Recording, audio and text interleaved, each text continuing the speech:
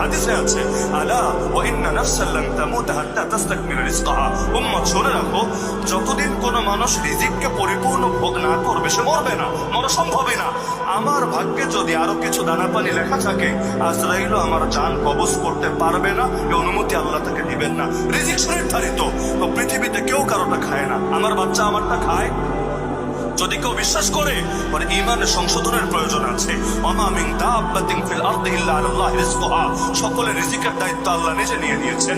এমনকি অনেকে সন্তান হত্যা করে দারিদ্র্যের ভয়ে, জাহিলি যুগে করতো, জন্ম হওয়ার পর মেরে ফেলতো, কি খাওয়াবে এই টেনশন করে। এই যুগে করে ভ্রূণ হত্যা। ভ্রূণ চিন্তা হলো দুইটা, এক নম্বরে এত বাচ্চা হলে কি খাওয়াবে, মানে খাওয়ানোর মালিক তো সে, বাচ্চা বেশি হলে খাওয়াবে কোত্থেকে। আর দুই নম্বর চিন্তা হলো সংসার ছোট হলে নাকি সেটাকে সুখী সংসার বলে।